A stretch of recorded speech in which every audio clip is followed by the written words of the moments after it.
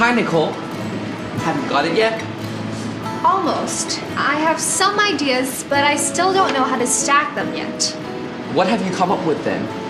I think the concept should be simple. When we were little, we loved to stack blocks and make skyscrapers. That's good. It's simple and regular. Why don't you guess how I will stack the next column? Okay, that's easy. The first column has 2 blocks. The second column has 4 blocks, 2 blocks more than the first column. The third column has 6 blocks, 2 blocks more than the second column. 2 blocks are added to each column, so the fourth column will have 8 blocks.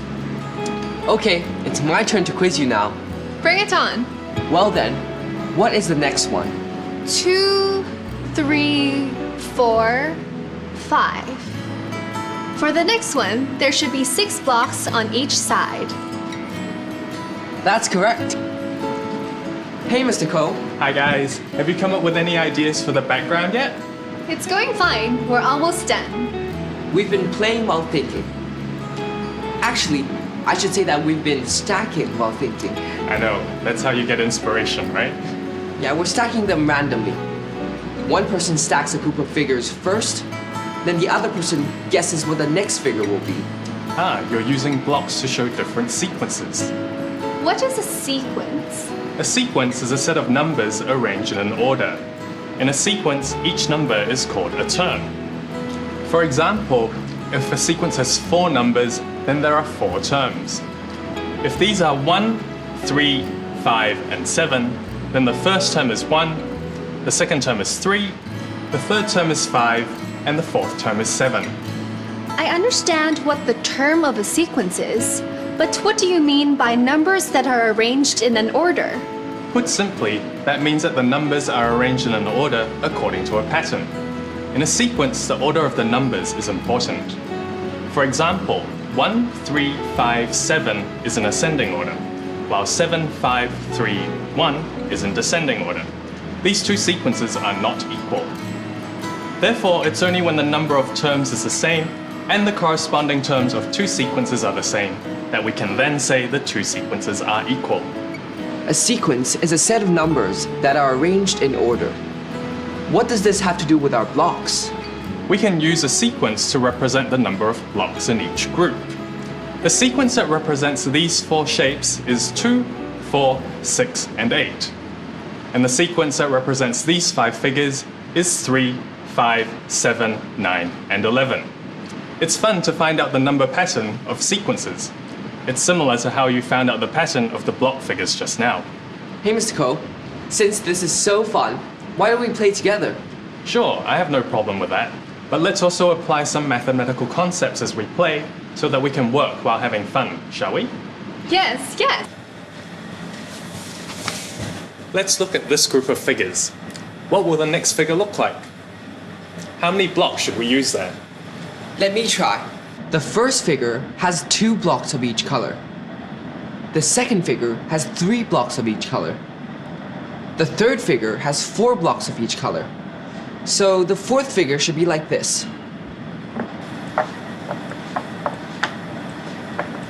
5 blocks of each color. 5, 10, 15, 20. I have used 20 pieces of blocks here.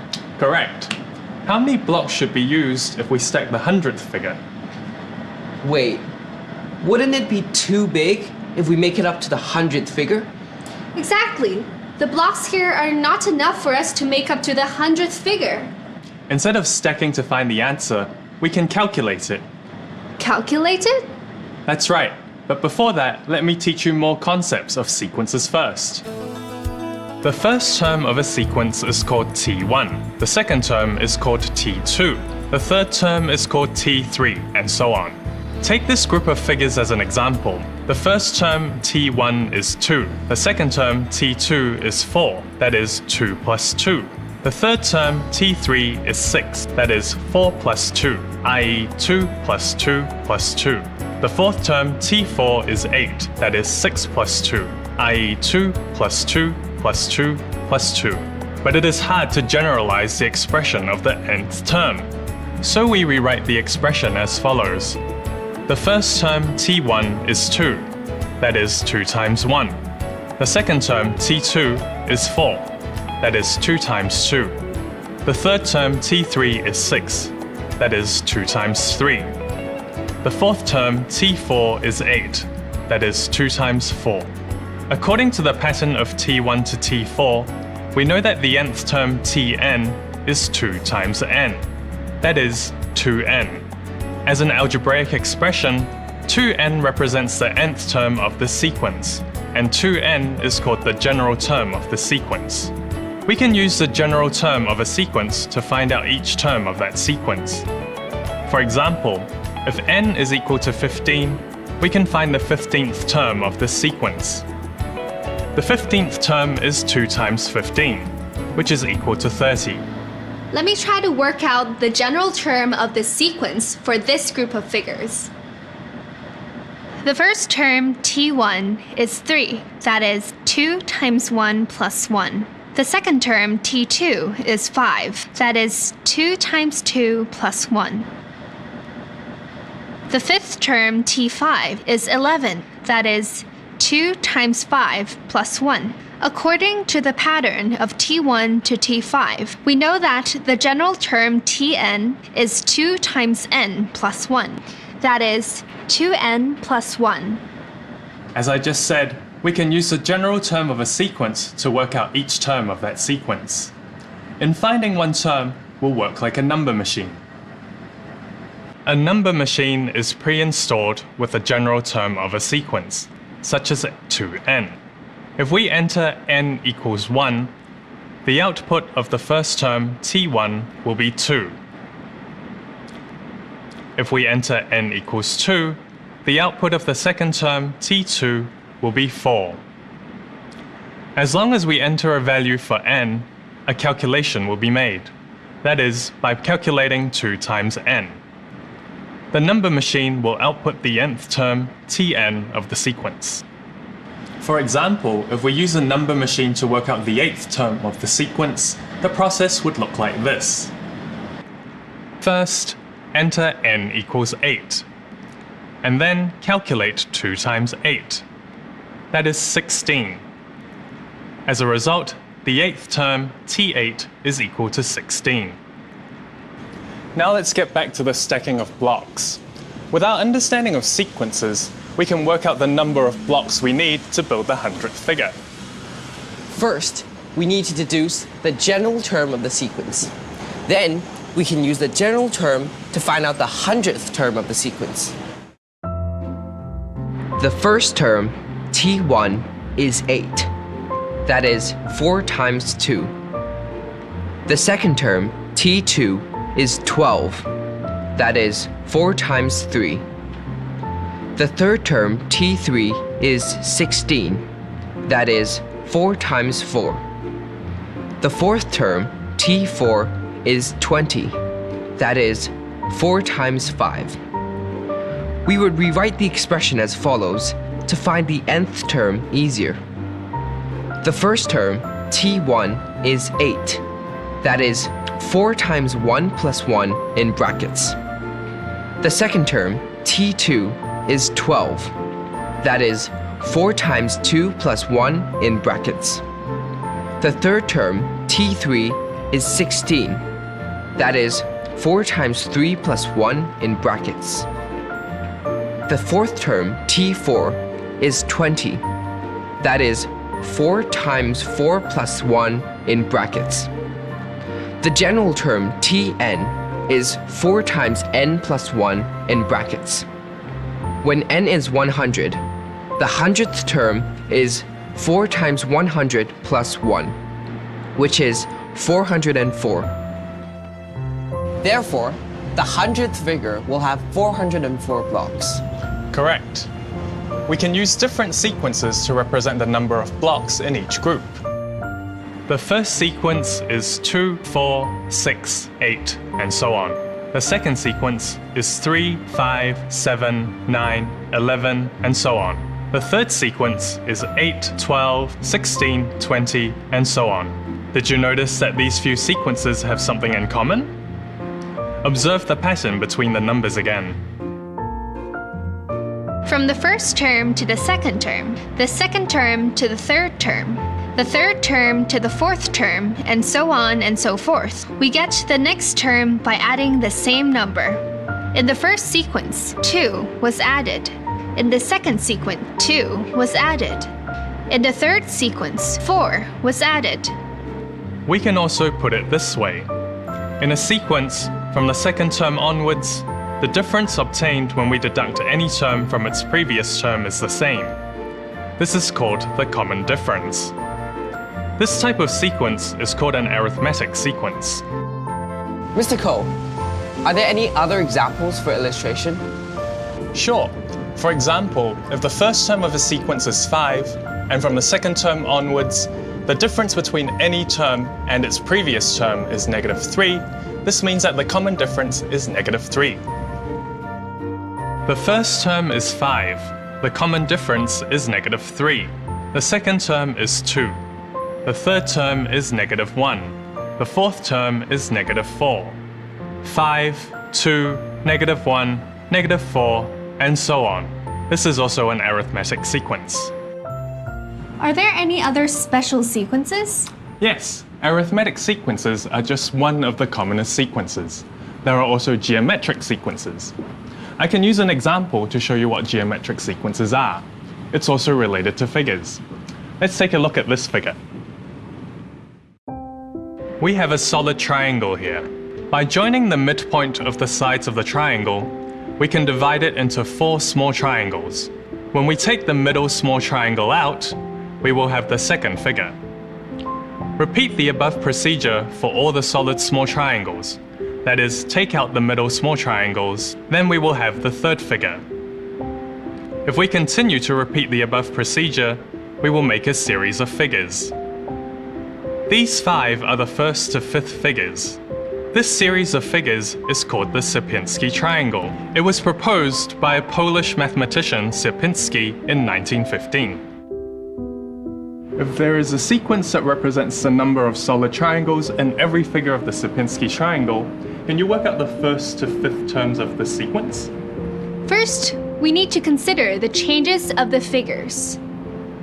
The change from one figure to the next is actually a change from one solid triangle to 3 small solid triangles. The first term is 1.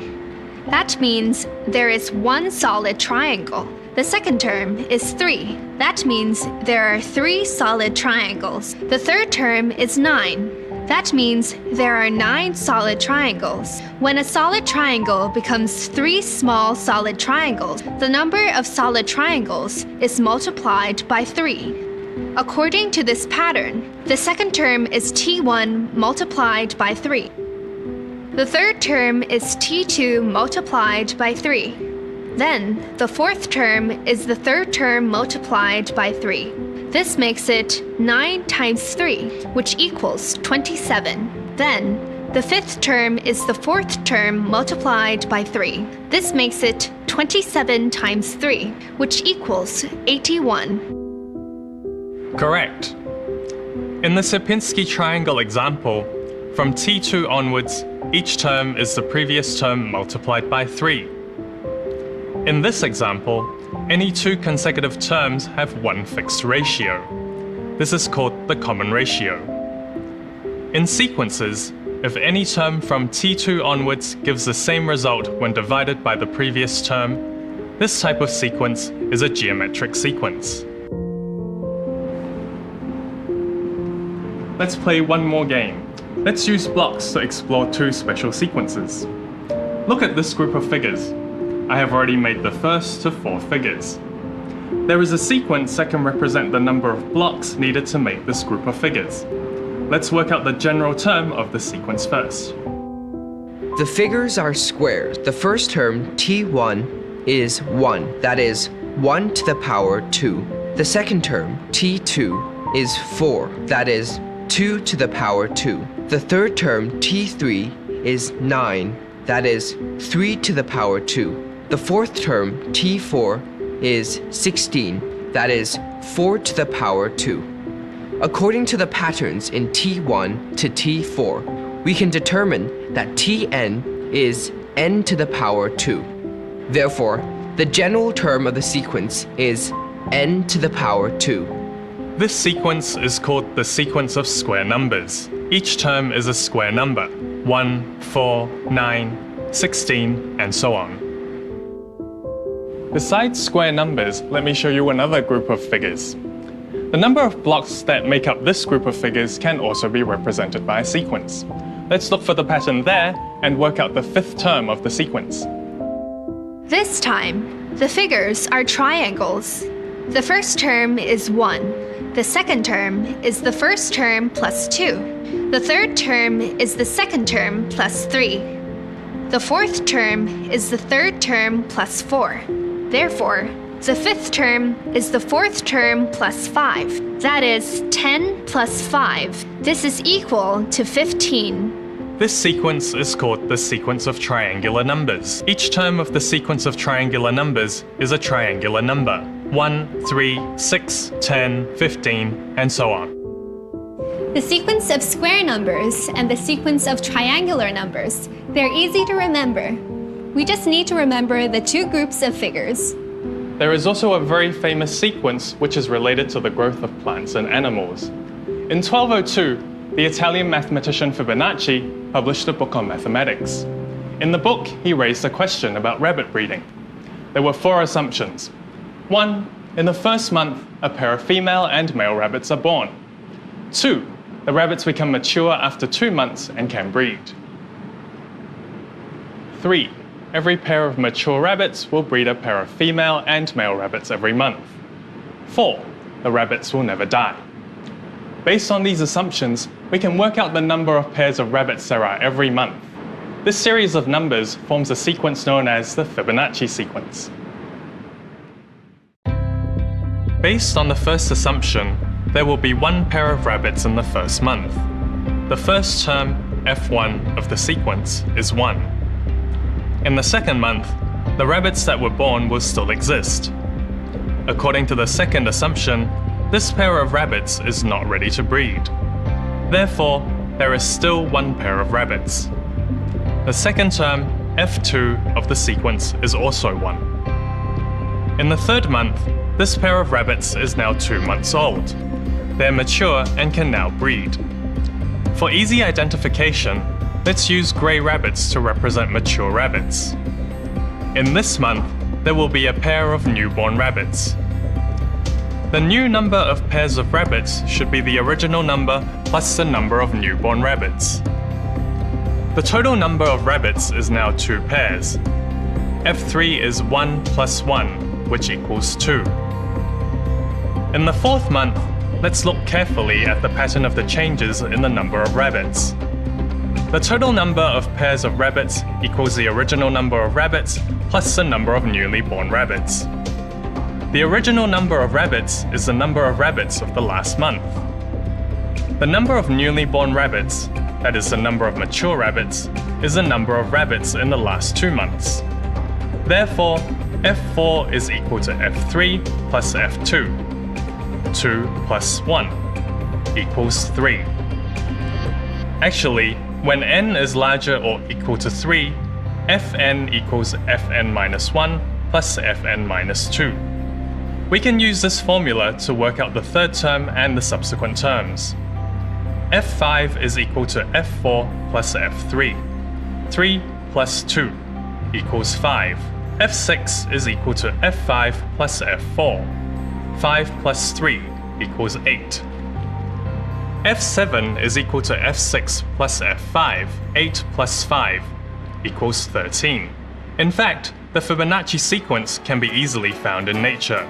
For example, the number of petals of some flowers and the number of branches of some trees match the Fibonacci sequence. Oh yes, I can add the number of flower petals that match the Fibonacci sequence to my design too. Impressive! You're able to apply mathematical principles to your design.